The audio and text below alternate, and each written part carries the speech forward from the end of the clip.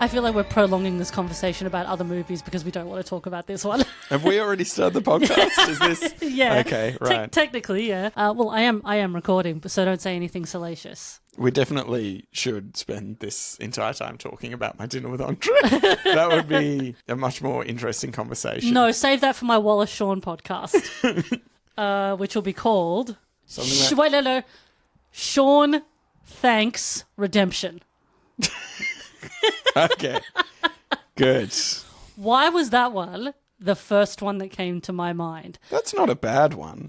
Look, it's I love a tenuous pun, if nothing else. Martin Dunlop, welcome to Reanimates. Hello. I watched this earlier today, so probably like 4 hours ago. I've already forgotten most of it. Also, I think part of the thing is, and because I've done obviously a lot of Lovecrafty things, I find Lovecraft lore so complicated and really boring. Yeah, it's interesting. I think this, I was thinking about it a lot when we were watching this. The film we're talking about today being Howard Lovecraft and The Kingdom Under the Sea? The Undersea Kingdom. The Undersea Kingdom, there we go. I do have a little synopsis. I was going to introduce it, but that's fine. You can usurp me, Tim Clark. Thanks. No, please, I would love to hear your synopsis. The synopsis for Howard Lovecraft and the Undersea Kingdom. Mm-hmm. Good news! Your grandma picked up a DVD at the supermarket. It's a little dusty and none of the characters look like official merchandise of any property, but your mum won't be by to pick you up for 4 hours, so why not give it a go? The Sleeper Wakes! Following the doubtless thrilling events of Howard Lovecraft and the Frozen Kingdom, a film I wouldn't watch if you had my family held captive, bug-eyed bobblehead Howard P. is back for more adventures in the 1998 video game cutscene-style world of Cthulhu. Grey-eyed and pale, Howard still looks like he has a hole in the heart, and he's in worse trouble as his mother is turning into a fish person courtesy of the evil machinations of King Abdul and the villainous Nyarlathotep. Villains who come from nowhere, go nowhere, and don't matter. With the help of his friend Spot, a diminutized Cthulhu, Dr. Henry Armitage, a character from a Lovecraft story, and his own insane father, who in this version doesn't have syphilis, they'll travel to the Undersea Kingdom to unite the three journals into the Necronomicon and hopefully save Howard's mother. Will they defeat the evil Abdul? Will the background colours stop flashing while the stiff-armed characters stomp around the forest? Will the whole thing stop completely dead every time they want to explain an irrelevant detail from the Cthulhu mythos? For Targan Crowley Maktik? Oh no, a portal to a badly rendered shadow realm has opened, but at least the movie's over and I'll never think about it again. You know what? Spot on, apart from the fact that I reckon his dad did have syphilis. That might have been. It felt like they were trying to have a bit of fun with that. He was pretty crazy. Yeah. He was the only thing that made me laugh in the movie. I would say 98% of this is very generic exposition dialogue. It's so intent on explaining to you all this. It wants you to come away with this encyclopedic knowledge of Cthulhu mythos. And I've had to remind myself, like afterwards, I just looked through a bunch of Lovecraft stories and being like, he did, kind of craft this thing. It was aesthetic. He didn't, follow all the rules all the time. But he did use this thing. But the stories are good. They're creepy and good. And he uses just enough of this creepy idea to get to you, to the idea that there's this something underneath the world we live in that's always roiling and doesn't, is just waiting to consume you. Yeah. He does that really effectively. So it's annoying to see it used in this D&D dungeon master who just will not shut up about the thing he's made. Well, it's also just frustrating because visually it jumps around a lot in terms of I was trying to work out what I did and didn't like about it visually. Obviously, I'm no expert at animation, but there was a lot of static images that looked quite nice. But then anything that was animated generally looked horrible. There's one shot of sort of a starry universe that looks quite pretty. There's a few of those that look quite notably nice. But then the characters themselves, mostly the human characters, they're fucking ugly.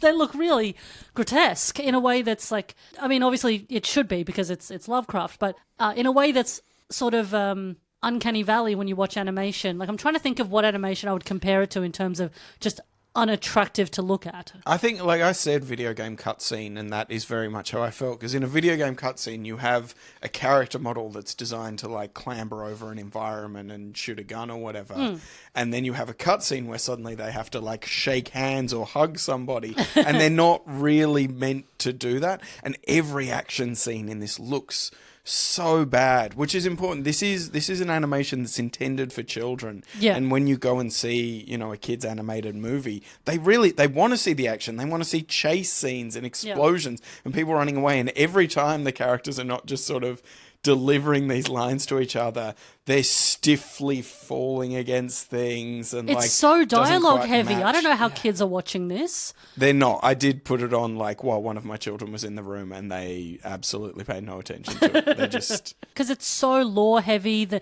names are very complicated. A lot of the names are quite similar. Like, kids are smart. They can watch things that aren't like super simple. But I just don't know who this is for. But all right. So it's from 2017. It's based on a graphic novel. I looked up pictures of them online. It looks very nice. I'm sure it does. It's probably, and I would certainly rather read a graphic novel of this than watch this terrible movie. Also, I think one of the reasons that I was having trouble with the plot is that it's the second film in a trilogy. Yes. So I just thought, they made 3 films. I didn't realize that this was going to pretty much directly reference actions from the movie previously. I don't know why Cthulhu is friendly and called Spot in this, and that all would have happened in the first film. And I also don't know why Cthulhu is like a different character. Also, like, they keep implying that this character is going to be turned into Cthulhu. Yeah, we'll get to it. Spot is different. Oh, yeah, we'll get into it. Why would we? So the first film was 2016, Howard Lovecraft and the Frozen Kingdom. And then in 2018, the one after, Howard Lovecraft and the Kingdom of Madness. Stop putting the word kingdom in all of your titles. It is making it incredibly confusing to look them up. It was written and directed by Sean Patrick O'Reilly, who his parents were clearly trying to get as many Irish names in there as possible. So O'Reilly seems to be mainly a producer from what I can find. He has written and directed mostly animated stuff. So, all right. Oh, another thing I didn't fucking know. I can't figure out whether... So the child in this, Howard Lovecraft, that is meant to be the H.P. Lovecraft we know. Mm-hmm. Okay. Why is it implied then that his dad wrote the Necronomicon? Yeah, especially because in the actual Cthulhu mythos, King Abdul wrote the Necronomicon, the mad poet. Odd detail to add. I don't know, and I'm also like, okay, but like, look, I don't know. That like we're gonna get bogged down in the weeds a lot, so we'll pick our battles. But so he wakes up in his squalid little bedroom, horrible little house that they live in. First of all, the design on a lot of these characters is disgusting. Huge, like you mentioned it, huge bobble head on a tiny little neck. Wet eyeballs, like the Boss Baby movies. Big, wet eyeballs. Wet eyeballs, very big eyes, and also very dark eyes. They look like they're wearing a lot of goth eyeshadow. So does this start, he wakes up in his house? He wakes up in his house, he has a dream where he's underwater, and then it turns out it was like a prophetic dream. That's when he is like, he hangs out with this Spot again, who, for all intents and purposes, looks like Cthulhu. But throughout this whole thing, and again, I may be confused, but throughout this whole thing, it is implied that one of the negative consequences of the villains in the film getting the Necronomicon is that they will, quote, turn this character into Cthulhu. But he clearly already is. He's a big green dude with tentacle face and like dragon wings. And because his name isn't Cthulhu, like how he calls him Spot, but his name is something else that is not Cthulhu. Tutu Hamon? Yeah, something like that. Yeah. So who the fuck is that meant to be? And why does he become Cthulhu? And explaining it will not make for a thrilling children's film, as we discover. No, it will not. And yeah, so they're referencing a lot of things that obviously happened in the first movie. Like they're talking about King Abdul having a great new plan. If you're like me and you haven't seen the first film, you have no idea who the fuck King Abdul is. Is King Abdul even in the first? We'll leave out. Let's pretend the first film didn't happen. This film exists. They keep referencing it. Like we meet these characters at the start of the film who I'm like, who the fuck are they? Like we meet this family. Oh, well, first of all, animation's not terribly nice.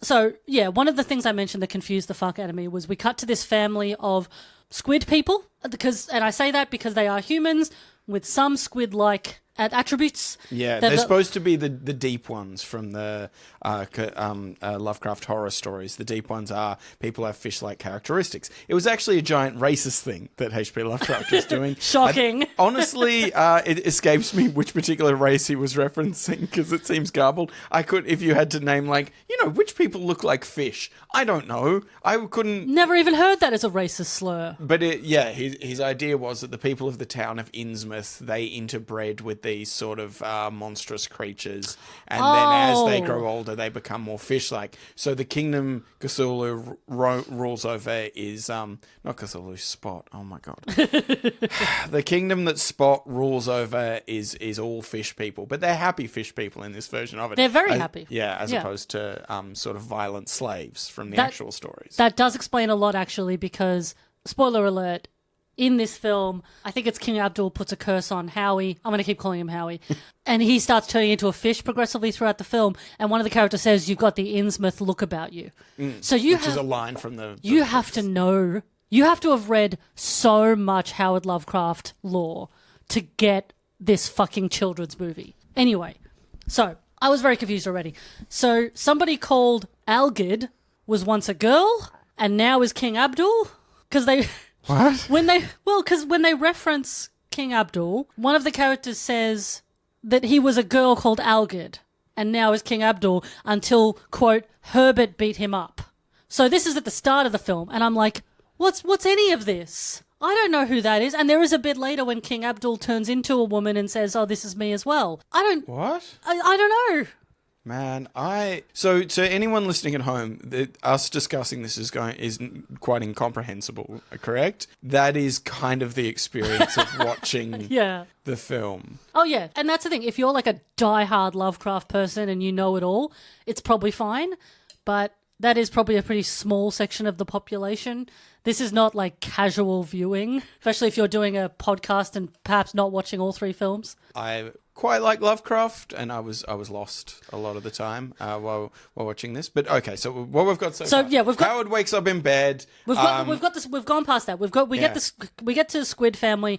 They go to the castle where Spot the Octopus lives. Spot the Octopus is voiced by Sean O'Reilly, but using one of those voice changes, which I hated hearing. I didn't actually want to see anyone today, but it is great to see you. I have to go see Howard. Just get an actor that has a voice like that, because that sounds like you're making a prank phone call in a horror movie. I wouldn't have cared if he had done the voice himself. Like, that's not my issue, him doing it himself. It's the fact that he used that shitty voice changer and it sounded stupid.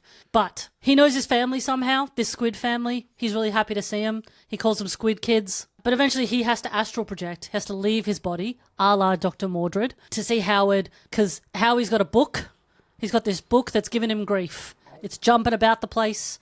It's glowing. It's a mess. There is a couple of nice shots in the following scene in terms of how his mother has become sort of possessed.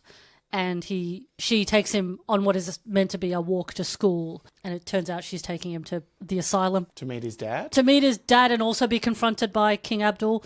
There's some nice shots of, like a very foggy green walk that's kind of nice. I think fog is quite good for ambience.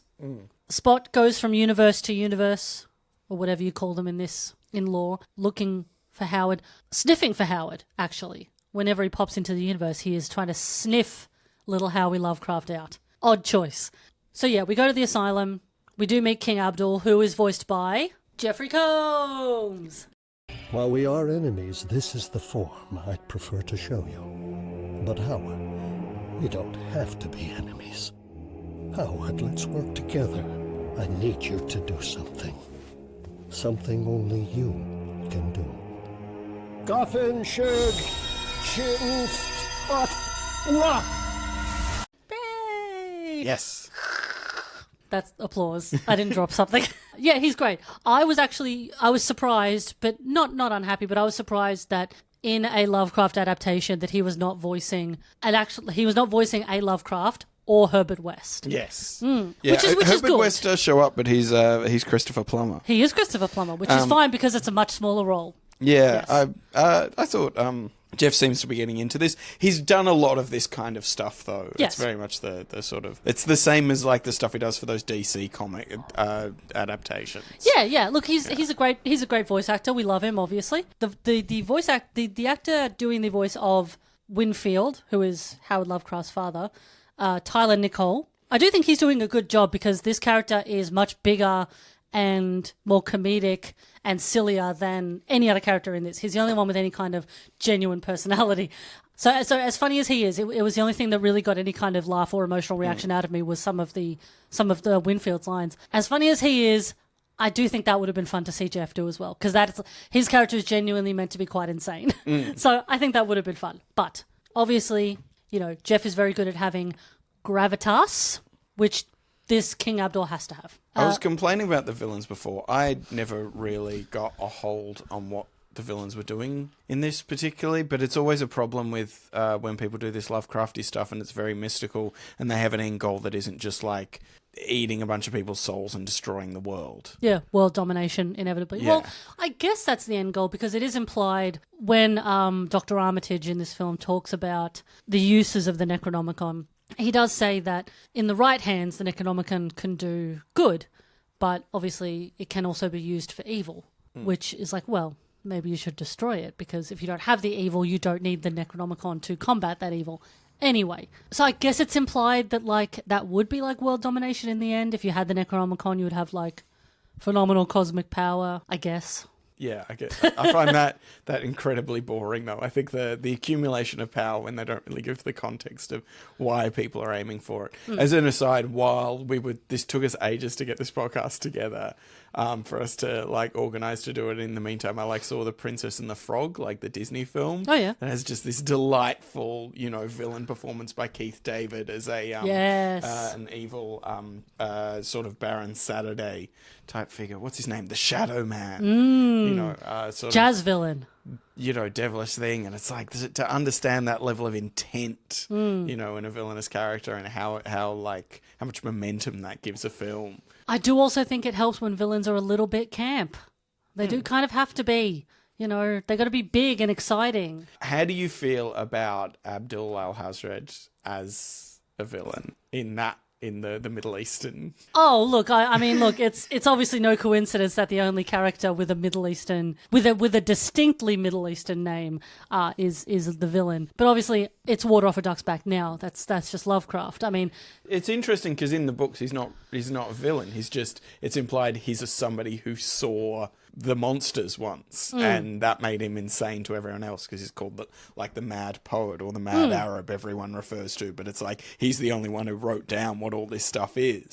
So he's actually, he's not supposed to be like a villainous character in it, whereas in this... That's the thing, there's a million movies where there's a very obviously Arab person who's the villain. Like, throughout all the 90s, even pre-9/11, they were doing that, It's fine. It's not fine, but... So King Abdul eventually does capture Spot in like a ball, his astral form in a ball, and I think kills his body, I guess. Howard does eventually meet Henry Armitage of Miskatonic University, voiced by Mark Hamill. That's a pretty good get. Mark Hamill does a lot in this movie. Yeah. Like, again, there's only so much for any of the voice actors to do because the script is just entirely like quite tedious exposition, but he's good at what he's been given. And when we meet him, we do get quite a big like exposition dump of the explanation that the book that Howie has that's given him grief is one of 3 journals that will apparently become the Necronomicon, and Abdul wants them to turn Spot into Cthulhu. Armitage also wants the book, so they're trying to, get them into good hands. And as I mentioned, King Abdul put some spell on Howie to slowly turn him into a fish, which does come in handy, though. Howie and Armitage eventually go to the asylum to get Lovecraft Sr. And again, he's the only one that gets anything really fun to do. For a movie that was actually quite stilted and kind of boring, like this line really got me. Have you lied to your father? No! Liar, liar, pants on fire! It's also funny, like, the real Howard Lovecraft, his dad, of course, was in prison, was in an asylum with syphilis. Oh, was he? Yes. Oh. So I don't... The idea that's that definitely what it's meant to be then. Yeah. Yeah, so I'm curious about that being like a feature of the character. It's a hugely important thing about H.P. Lovecraft and his writing, because the terror in his writing is so often the idea that you would go mad. And that's sort of the source of that terror. That is like, I saw my dad sort of fall to pieces. So to incorporate this in, again, what is a children's film? It is a children's film. Adults would not enjoy this and didn't. Two adults saw it and had a really bad time, and a child doesn't know why this sort of return to Oz asylum scene is happening. Yeah. At what age do you explain to children about syphilis? As soon as possible in today's society. Yeah. They got to know. If you haven't sat down with your little ones yet, now's the time. Look to the left of you, look to the right of you. One of these children already has syphilis. So, turns out that Abdul needs a Lovecraft descendant to go through this rock portal to get another journal. There's 3 journals. We've already got one. There's 2 others floating around somewhere. I've already forgotten where. But one of them is behind a series of walls and tests. So look out for an incredibly tedious series of challenges later. But in the meantime, Armitage needs to teach Howie dark magic. So we have a nice long Mr. Miyagi sequence of Armitage teaching him how to do magic from the journals, I guess. Was thinking Yoda and Luke, especially because literally Mark Hamill's in this bit. So makes sense. It's as a thing. I would take it a second as well to complain about a thing. Please, the floor is yours. Cthulhu is still hanging around in these bits. Spot is hanging around in these bits. Floating around this. He's been in astral form this whole time. Yeah, and it's something I react quite violently against, is the sort of the diminutized, cute versions of all our favourite monsters. Cute little Draculas, cute Cthulhu, look at this fun little demon thing or whatever. And I don't like it, and it's a personal taste thing. So if other people like it, I don't have a problem with it, and you can enjoy it, but I'm never really going to enjoy that. And I was thinking about it's like you've taken the teeth out of a shark so you can play with it. That's not a nice thing to do to the shark, and it's not what sharks are for. Cthulhu only has purpose if he's this eternal god of horror lurking beneath the ocean. If you take that all away and so he becomes a cuddly kid's toy, there's a million other cuddly kids' toys out there. He's no longer special. Well, inevitably the role he has in this is sidekick. Because he's not particularly he doesn't have any one-liners, so he's not a particularly wacky best friend or anything. He's just there to kind of help Howard sometimes.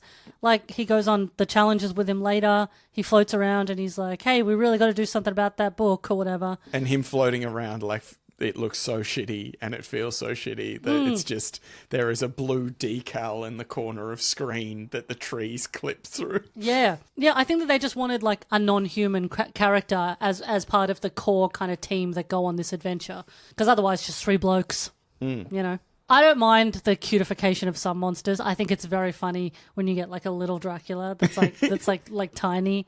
You know what, I've never seen cute baby Frankenstein. I feel like people don't cutify Frankenstein very often. I'm sure they do. I'm sure there's lots of cuddly Frankensteins around. Maybe, but I feel like it's more often done with Dracula. Maybe Wolfman, because he's already a wolf. Obviously, there's always lots of cute ghosts. Hard to do with the Invisible Man. He's naked apart from anything else. Mm-hmm. And he's nasty. Yeah, he's not nice. I always like it more when these creatures do revert more to type, because it's that's what it's designed to do. Yeah. Dracula. He's not supposed to be your friend. And it's also telling that this is, I'm a, your archetypal white straight male. It's I'm what these things were designed to reassure. It's look at this awful monster and imagine this horrible story of this awful monster. I'm clearly not from any of the demographics that in any way related to the othered character. I was always no, it's right. Hate that dirty foreigner planning to drink our blood. You're well, you're saying it loudly. You must be right. Eventually, in a sort of mini battle, Armitage is injured by King Abdul and he has to go back to Miskatonic. Also, serving King Abdul are these floating creatures. They're Shoggoths, I think they're called. They're from Lovecraft. They appear at some point. And the sound that they make as they approach you is Keith David saying a word over and over again? No, it's Ron Perlman. Ron Perlman, saying a word over and over again. Take a lily. Take a lily. And it's clearly one take. Well, yeah. Why would you... No, because you were you do it once and then you put it wherever you need to put it. That's just resourceful, Martin. It sounds like I'm moving the file in Windows and like it's messing up the audio track. Yeah. Yeah, those creatures are also disgusting. Not just like in terms of how they're animated, but also they're horrible. They're like big, they're like wet basketballs. When they float, they look heavy. I don't like them. And it's like a few things in the movie where you can sort of see with a few layers of polish and some cleaning up the script and some, sort of like development. Yes, this could be at least workable, which was what I was hoping for because I got to pick this for the podcast. Yeah.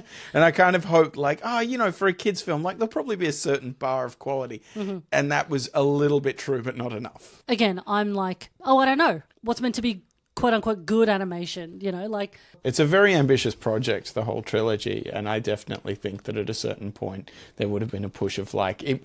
It's so incredible that they got it done, that he did make 3 movies for this thing. Yeah. And well done for him. They're quite punishing to sit through, aside. I understand that, but, you learn things from all of this, and I would say in this instance, you should have just tried to make one movie and tried to make it good, and that's it.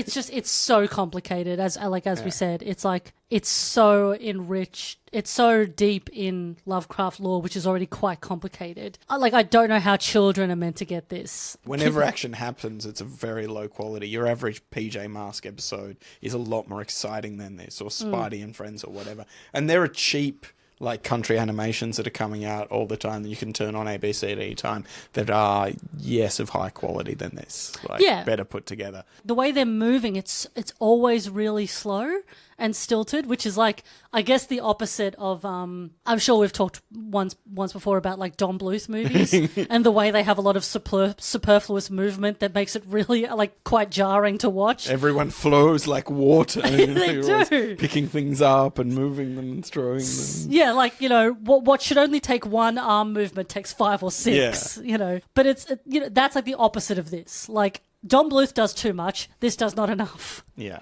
So yeah, the dialogue is very repetitive. We get it. The journals will destroy the worlds. They keep having the same conversations about how King Abdul has to be destroyed and the journals will be used for evil, blah, blah, blah. And we do also eventually meet Herbert West later as well. He looks like what Herbert West is meant to quote-unquote look like in terms of the way he's described in the book. So he's blonde. Still a dick, though. Although I thought that Herbert West in the books is meant to be more athletic, maybe?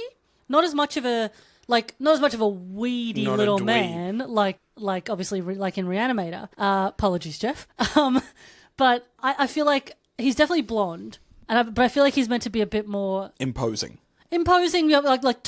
tall, kind of not swole necessarily. Maybe they just... Everyone in this film is quite spindly, so maybe it was just the design they were going for. It's the Jack Skellington look. Yeah. Everyone's long arms, long legs, tiny little neck. Have we mentioned Nyarlathotep? Because he is a character at this point still. He's kind of like King Abdul's sidekick.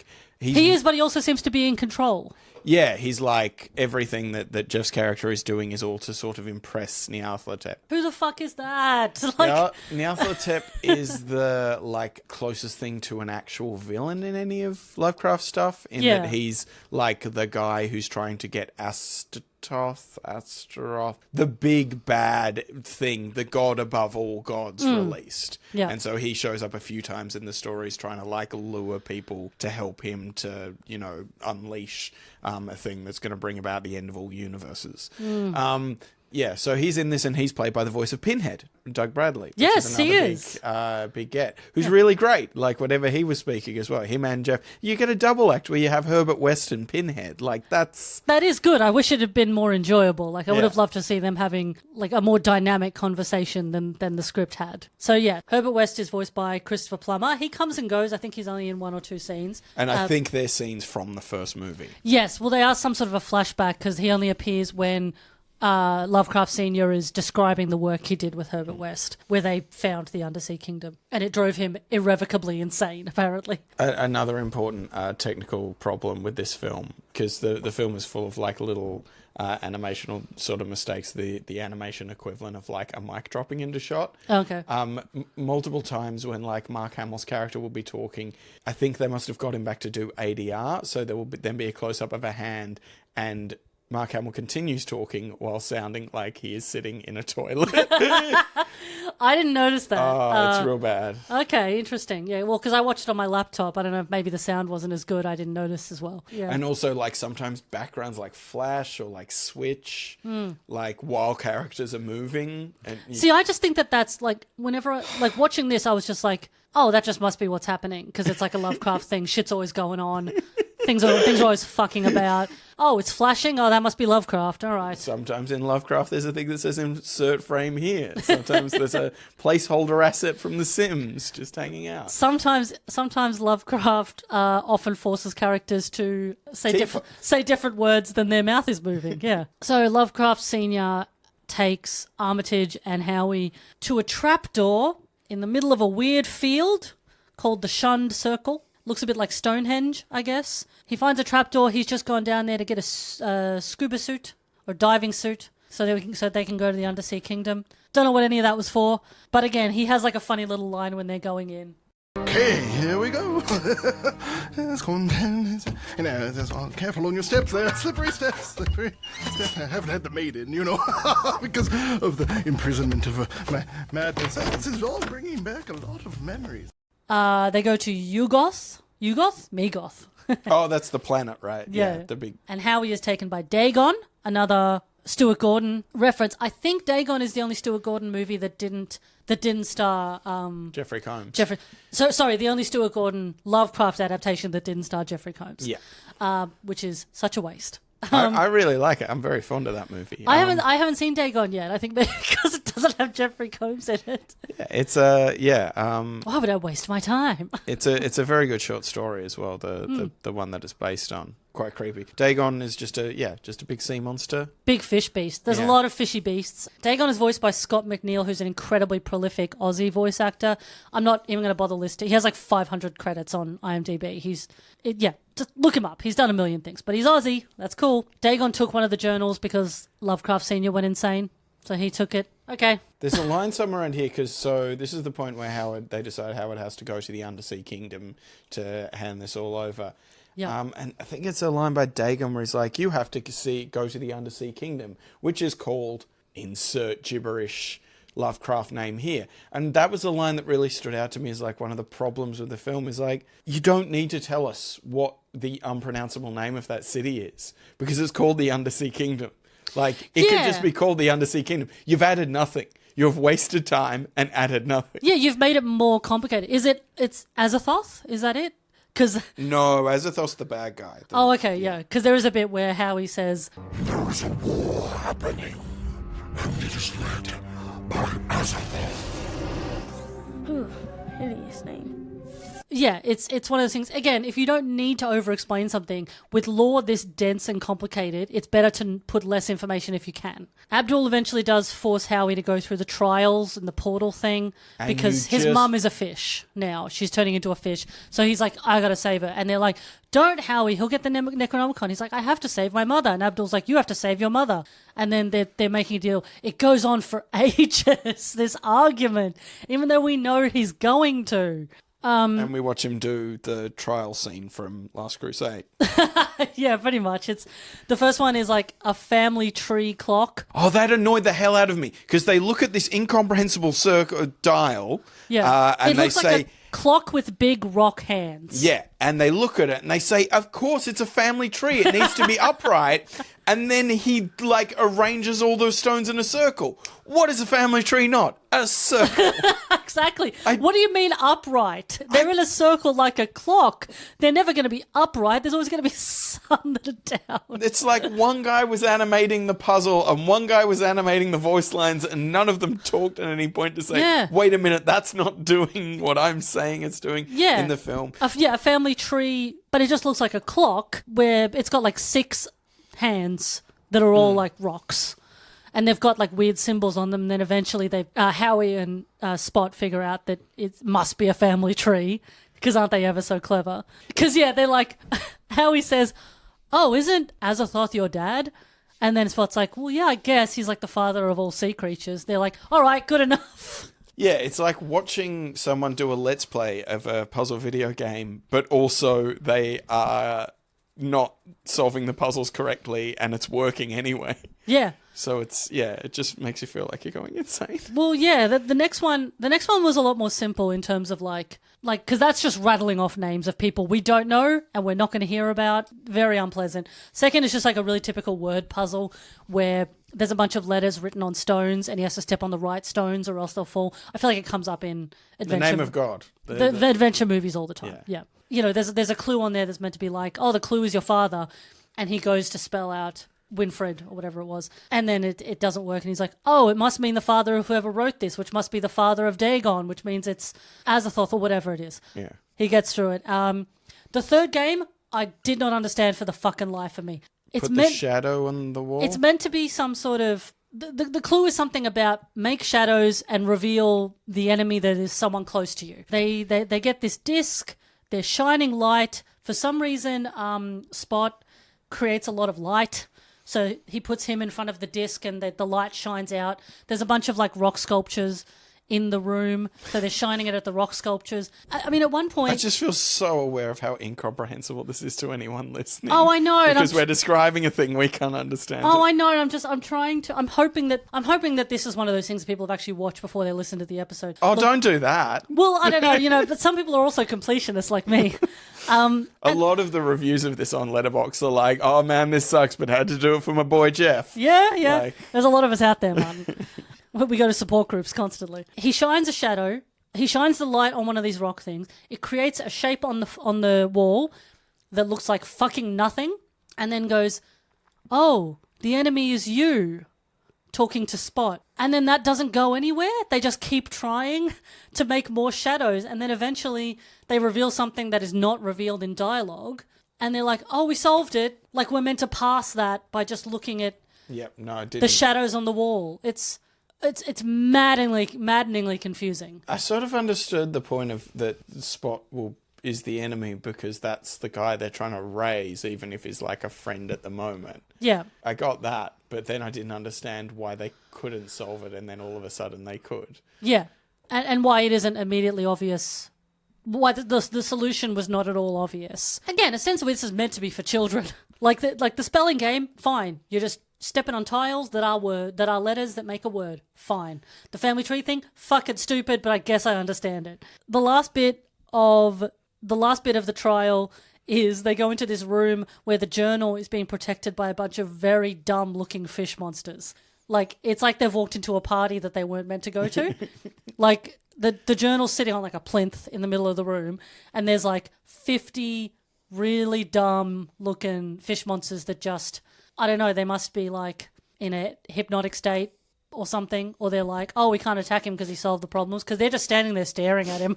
They look dopey, and they just take the book quite easily with no fight. There's no reason for those fish monsters to be there at all. I didn't mind that because initially it feels threatening, and then you're like, no, they're just fine. They're just going to stand there. They're just going to stand there. Yeah. I didn't mind. Yeah, they're not going to put up a fight because we solved the stupid shadow puzzle. These guys just wait in that room. We don't guard it or anything. We just live here. Can you give me a sandwich? Can you bring a sandwich? We're real hungry. Do you know what time the doors are going to open again? Do you have any games on your phone? Hey, is it wet outside? Do I need to bring a jacket? So Howie gives Abdul the book, which is pointless anyway, because Abdul cannot use it, because apparently only Lovecraft can anyway. Like, he tries to do a spell from it in, like, Slam Shut or something. Abdul is then killed by...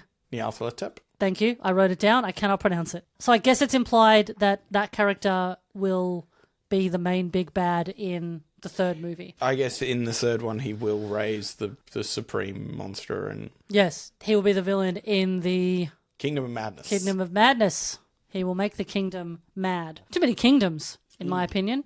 Less kingdoms, more queen subs. Man, I'm very tired. Your cat's done real bad shit. I know, it's horrible. It's so bad now, and he's looking right at me. Like, just no thought. No thought going on there, Seymour. No thoughts. You don't need thoughts.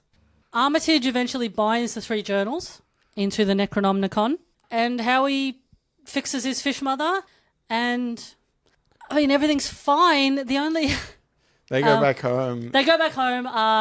The dad has one more wonderful line. Yes, which is very funny. He's kind of talking to himself. It's quite funny. Well, I'm out of the loony bin. Or is this the real asylum, and I've been locked outside the gates the whole time? No, though, I realize what's happening. I get it. The only one that gets any genuine, like, comedic lines that there's any effort in having written. But the film ends with something that I found really fucking confusing, and it makes me think that I want to at least read the Wikipedia synopsis of the third movie to figure out why.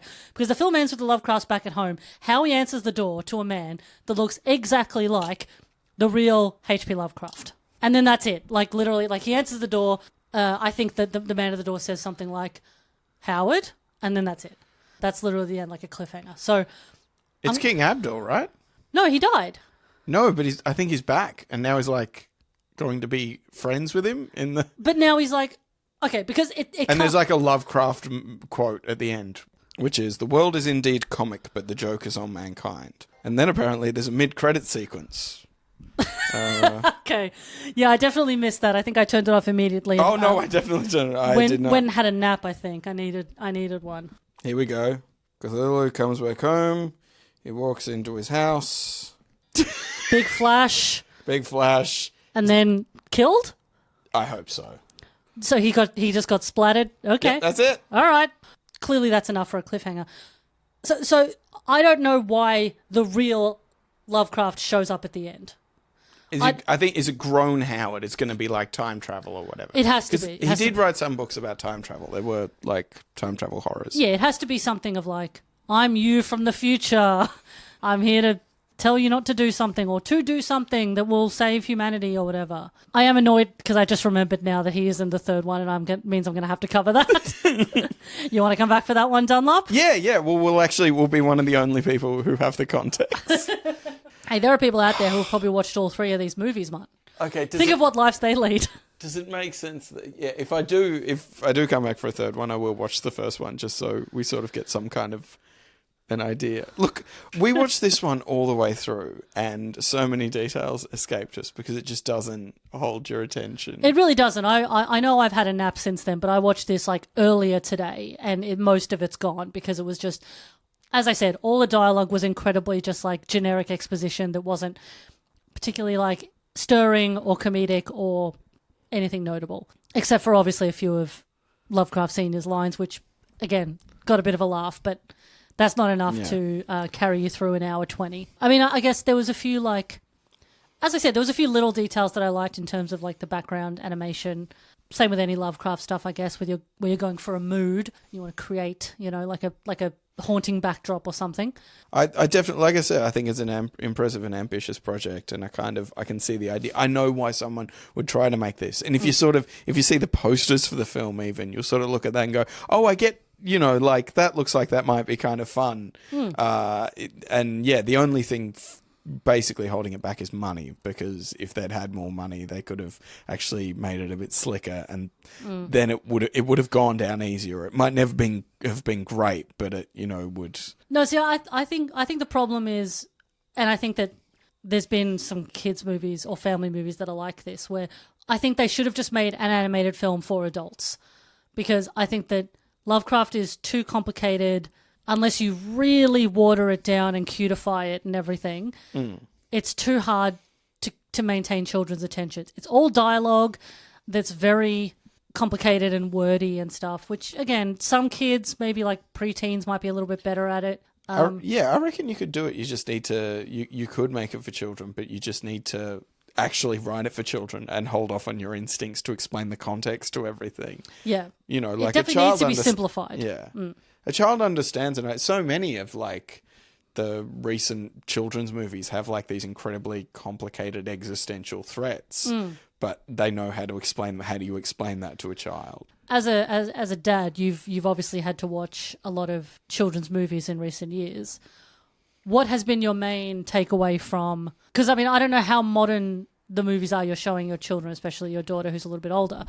Are you just showing her the classics, from like our time? Or are you showing her more modern stuff? And how is all of that different?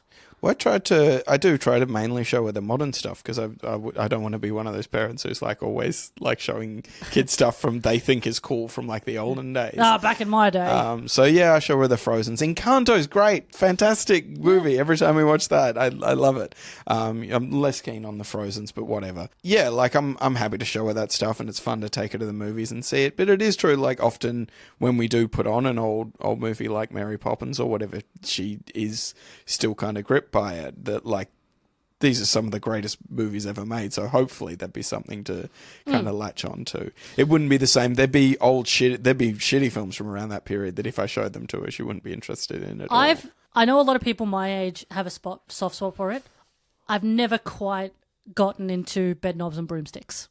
I do still need to show her that one. It'd be interesting to see if a child enjoys it, because I definitely remember finding it really like strange and boring. But I think it is true that, you know, there would be the thought that modern kids just want stuff where it's action all the time, and that's not really true. A lot of these Pixar things can, you know, have quite sedate moments, and the kids don't walk out of the room. And we were amazed when we showed her Ponyo that she just sat through all of Ponyo.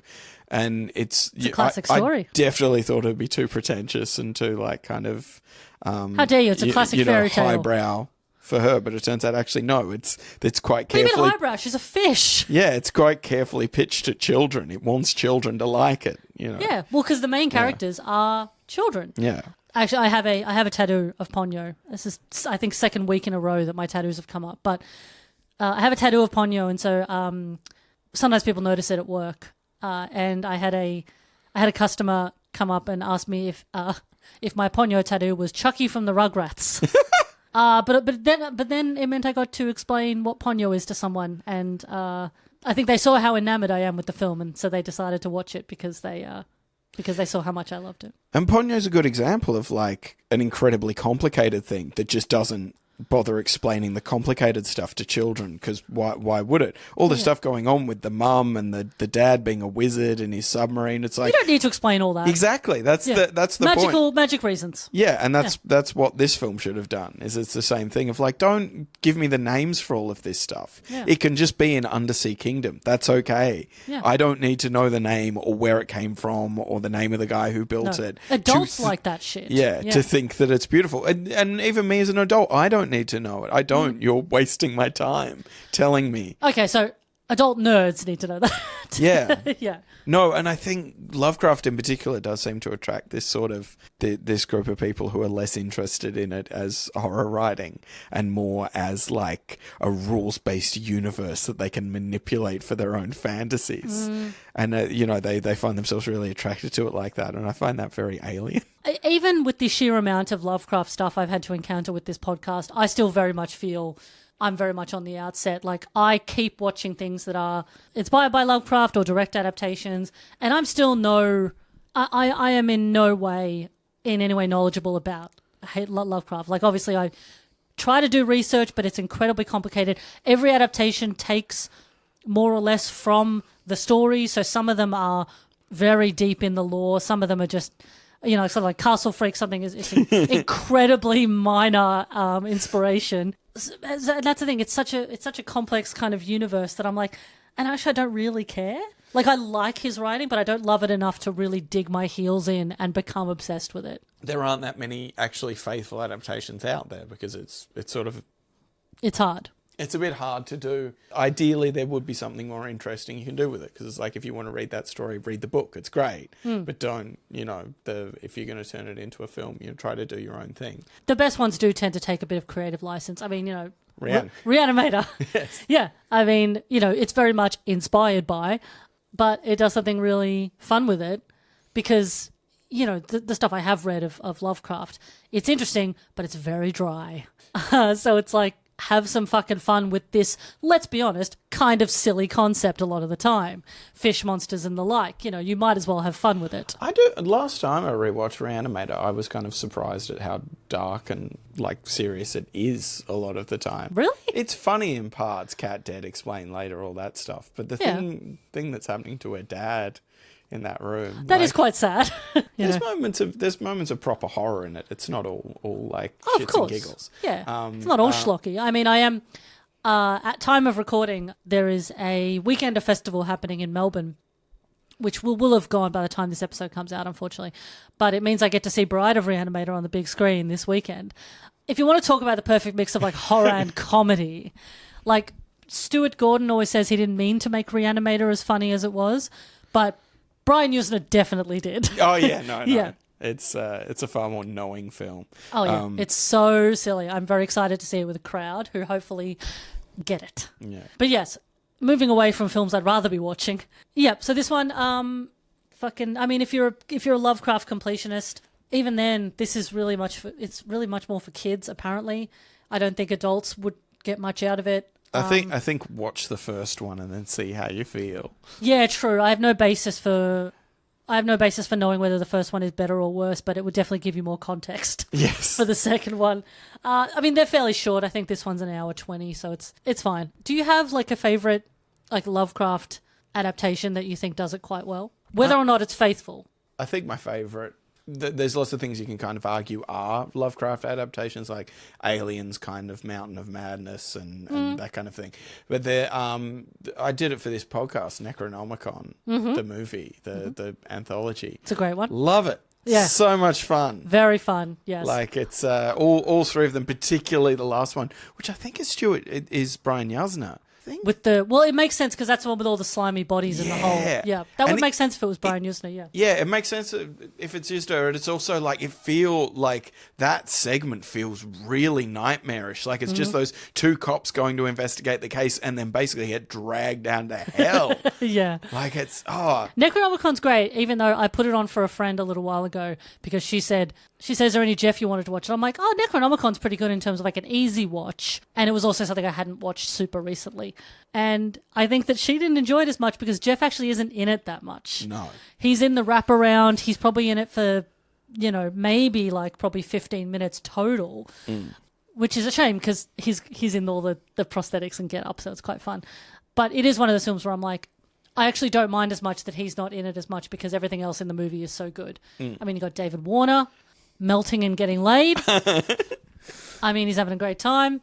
I remember I was watching that like shortly after Ivy was born, and I remember like holding my baby daughter on my knee as like David Warner's face gets split open, and that was one of the first times I remember thinking, okay, maybe I'll watch something else. Maybe I'll put on something else. I think any child of yours is going to have a healthy fear and respect for horror films. That's the thing. You get them in early, they'll become acclimatized.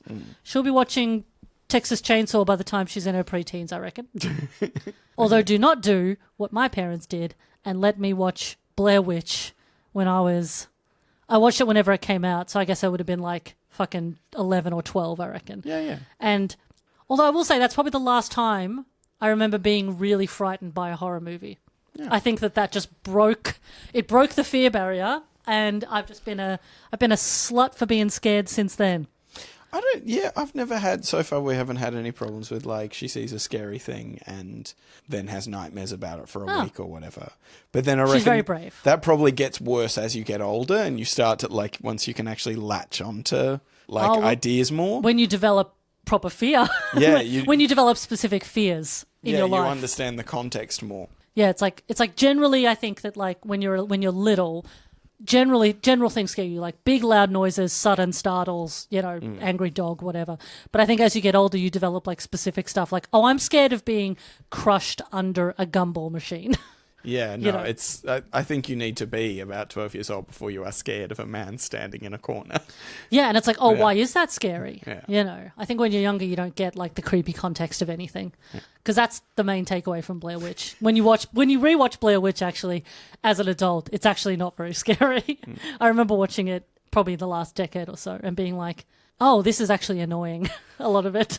A kid at school explained to me when I was quite young, I was like 8 years old or something, that what the Alien films were about was about an alien chasing a lady through space, trying to have sex with her. And as an 8-year-old, I thought that sounded very scary. That really sounded messed up. Of course it is. That's awful. That would be scary. Yeah, and it's also kind of what the films are, I guess, a bit. A little bit, yeah. So yeah, that's Howard Lovecraft and the Undersea Kingdom. Mm-hmm. It's already slipping away. Yeah. my memory hole is immediately dumping it out. Because when we finish this podcast, I'm not going to have to think about it anymore. Yeah, I'm so relieved. Yeah. I can I'll put it out to the universe, to you, dear listeners, and then you too can think about it for an hour 20 and then Never again. Go about your lives. Yeah. Anything to plug, Martin Dunlop? No, but my dinner with Andre it seems to be free on YouTube. There's like 3 different copies of it. They just uploaded nice. So, check it out. Yeah. If you want to see just 2 guys having a chat in a restaurant for like an hour and a half, and it's, I thought it was good. Okay. Welcome back to Martin Dunlop's Film Corner. We'll get you back for a regular film review section that has nothing to do with the film we're covering. This week before sunrise. What did you watch this week, Martin? I pull you out of a box. I feel like I realized the other day I never do like a proper wrap up in terms of like, hey, follow us on the socials and all that, which is like, I feel like people already know that, but I mean, in case you don't and you're listening to this for the first time or whatever, obviously, this podcast is on all of the on all the socials, Twitter, Tumblr, Bluesky. Follow me on Bluesky. I'm trying to make Bluesky a thing. Please follow me on Bluesky. Yes. I don't want to go on Twitter and I'm too ugly for Instagram. Please follow me on Bluesky. But yes, Martin Dunlop is very funny on Bluesky. Highly recommend. And yeah, the episodes also come out on YouTube. If you search Reanimates Pod or Reanimates Podcast, you'll find it. Otherwise, thank you, Martin. I'm sorry. That's cool. I brought this on myself.